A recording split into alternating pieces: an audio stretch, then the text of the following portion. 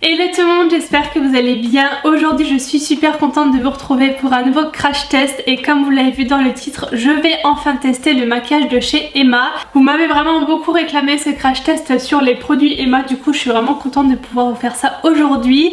J'espère que ça vous plaira. Donc j'ai 7 produits à essayer, j'ai pris des produits teint, des produits yeux, des produits lèvres, un peu de tout. Du coup c'est parti pour le test du maquillage Emma. Alors je vais commencer par ce fond de teint là qui n'a pas vraiment de nom, il y a juste marqué foundation dessus, donc fond de teint. C'est pour tout type de peau et c'est couvrance légère à moyenne, donc light to medium. J'ai pris la teinte 02, la toute première me semblait un petit peu trop claire, donc j'espère que ça ira, on verra. Ça m'a coûté 4 € si je dis pas de bêtises. Je crois qu'il n'y a rien qui m'a coûté plus de 6 € dans tout ce que je vais vous montrer, donc ça va, c'est vraiment raisonnable. Donc c'est parti, j'ai pas encore enlevé toutes les protections et les emballages.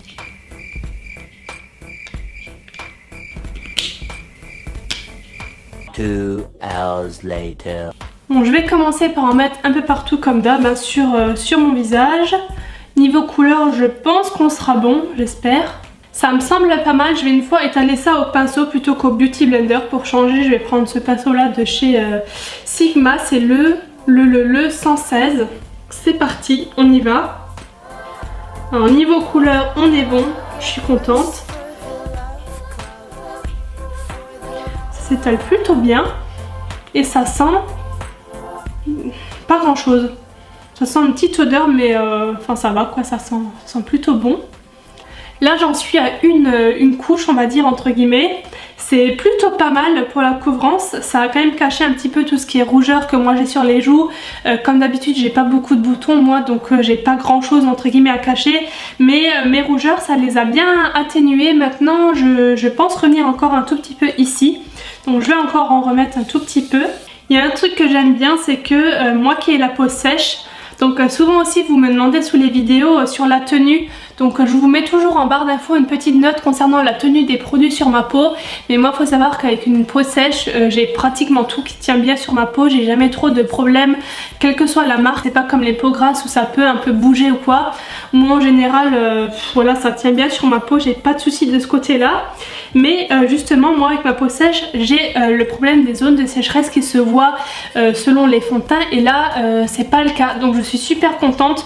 Souvent c'est ici aux ailes du nez, j'ai des petites peaux comme ça qu'on voit si le fond de teint n'est pas adapté. Et là on voit rien. Et niveau couvrance, bah, finalement c'est plutôt pas mal, hein. Maintenant je suis pas extrêmement fan du packaging. Là c'est un peu, ça fait un peu crado ce genre de tube comme ça. Je préférais quelque chose avec une pompe ou quoi. Mais bon voilà, pour le prix on peut pas trop en demander non plus, mais le produit en lui-même a l'air bien. Pour le teint c'est le seul produit que j'ai pris puisque j'aurais bien voulu moi tester tout ce qui est je sais pas, une palette de blush ou de bronzer ou quoi, mais il n'y avait pas, il y avait que des fards comme ça individuels de blush ou de bronzer. Du coup j'ai pas pris. Voilà, par contre si vous avez testé n'hésitez pas à me dire dans les commentaires ce que vous avez pensé de ces produits là. Par contre j'ai plus de trucs pour les yeux, sourcils, lèvres à vous montrer ensuite. Je vais juste finir mon teint avec d'autres produits et je vous retrouve pour vous parler de ce petit crayon à sourcils. Donc le crayon à sourcils c'est le Eyebrow Pencil, il n'y a pas vraiment de nom. J'ai pris la teinte numéro 9. Il n'y avait pas énormément de choix au niveau des teintes, surtout pour tout ce qui est brun un peu froid. Alors moi j'ai toujours ce souci de prendre un brun taupe et non un brun trop chaud. Donc là on va voir, c'est la couleur qui me semblait le mieux. Donc on y va, donc c'est un crayon classique qu'on doit tailler. C'est parti!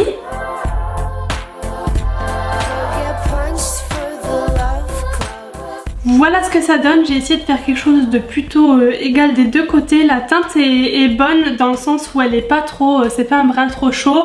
Sinon j'aime bien aussi le fait qu'il soit pas trop pigmenté, pas trop gras. Du coup on peut faire des traits sans que ce soit tout de suite un gros pâté sur les sourcils. Non, honnêtement sur l'ensemble j'ai bien aimé. Il y a un petit goupillon ici, donc on peut brosser les sourcils. Seul bémol, j'aime pas les sourcils qu'on doit tailler. Voilà, mais bon, encore une fois pour le prix, pas demander non plus de trop. Il coûtait 2,50 €, donc bon, je trouve ça quand même pas mal pour le prix. Ensuite on va passer au produit pour les yeux, au fard à paupières. Alors j'ai pas su me décider entre ça et ça.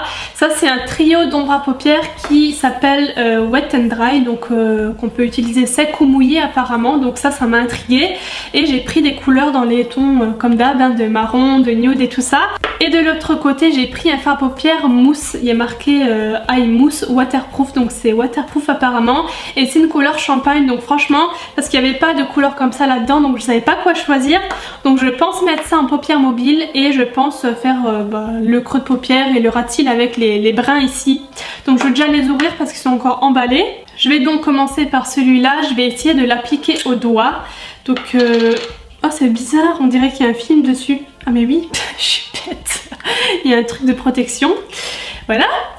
Alors je vais essayer de le prendre au doigt. Donc ah ouais, c'est hyper mousse hein. Faut pas appuyer trop sinon on s'enfonce tout de suite. C'est assez moelleux on va dire comme produit. Donc ça se présente comme ça, c'est assez étrange. Donc bon bah on y va hein.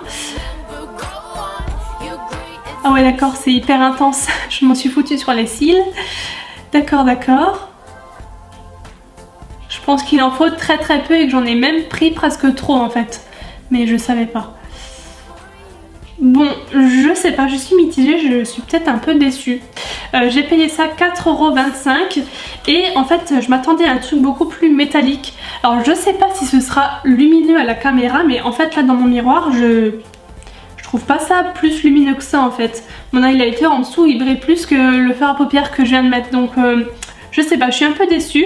Vu la texture du produit je m'attendais à un truc plus métallique que ça. Mais bon, c'est déjà très intense, c'est pigmenté donc de ce côté là c'est bien. Maintenant je vais prendre ce petit trio là de fard à paupières, je vais mettre le bras moyen ici en creux de paupière. Donc comme on peut l'utiliser sec ou mouillé, je vais une fois commencer par l'utiliser sec. On verra déjà si c'est assez intense ou pas. Niveau pigmentation, c'est bien. Voilà, c'est pas foufou non plus, mais c'est correct, c'est bien. Maintenant, je vais mettre le foncé en ras de cils inférieur en bas là. Alors bon, tout va bien, je viens juste de mettre le pinceau dans l'œil, donc je pleure. Mais sinon, j'ai l'impression que le foncé était un peu plus pigmenté que l'autre. Mais ça reste très correct. Hein. Et je vais mettre le clair en touche lumière ici.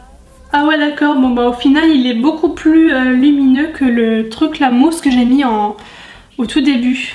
Mais bon c'est pas grave, du coup ça fait une belle touche lumière. Donc je pense que ça je valide plus que l'autre, hein. Je préfère ça, je sais pas, je m'attendais en fait à mieux. Mais bon voilà, maintenant on va passer au liner. Donc j'ai pris ce liner qui s'appelle le Soft Eyeliner en teinte noire. Donc c'est un liner feutre, comme ça avec une pointe feutre.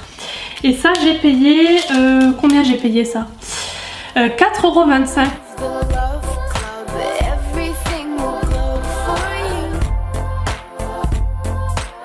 Voilà pour le liner, belle surprise, je le trouve vraiment bien. Et ce que j'ai apprécié c'est la pointe qui n'est pas trop dure ni trop molle. Elle est bien maniable et elle a une longueur suffisamment longue pour qu'on voit ce qu'on fait en fait quand on trace son trait.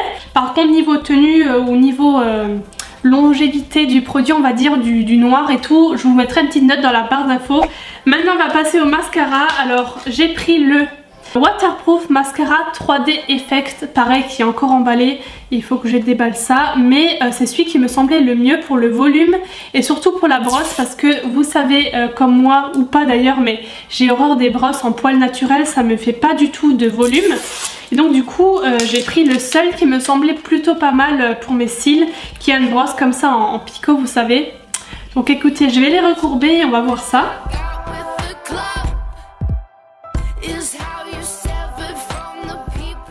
Alors, que dire sur ce mascara 3D Effect?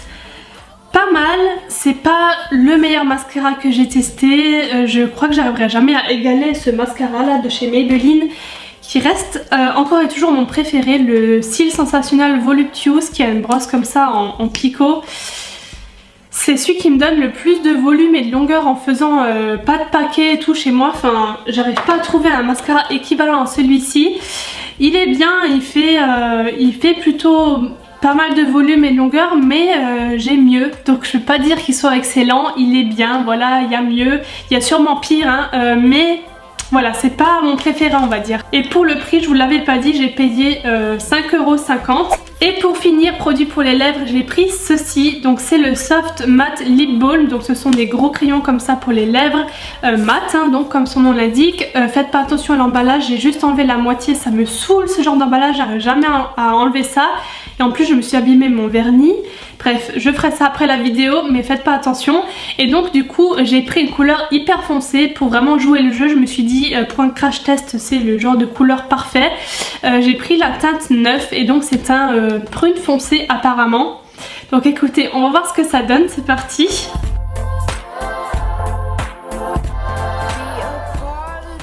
Alors honnêtement j'adore, que ce soit la texture, ça s'applique mais alors à merveille, le truc il glisse sur les lèvres et pour autant il n'est pas brillant, donc c'est vraiment mat comme c'est indiqué sur le packaging. Par contre c'est pas sans transfert, hein. C'est pas un truc liquide qui sèche mat, c'est juste le rendu voilà qui n'est pas brillant. Ce que j'aime bien aussi c'est que la couleur se met uniformément sur toutes les lèvres, hein. J'adore, la couleur est juste super belle. Je peux que vous conseiller d'aller tester ce produit là que j'ai payé 4,75 €, donc moins de 5 €. Donc voilà pour ce crash test du maquillage Emma qui est maintenant terminé. J'ai tout essayé. Alors ce que j'ai aimé, il y a ça forcément, ce crayon Jumbo pour les lèvres mat.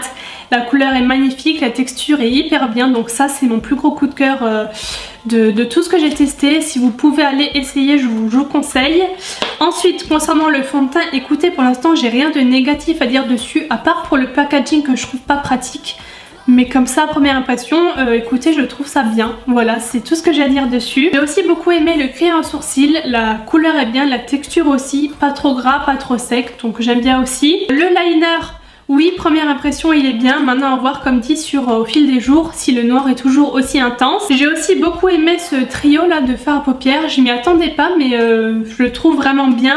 Mieux finalement que cette mousse là que je sais pas. Je suis mitigée, on va dire, sans plus quoi, voilà.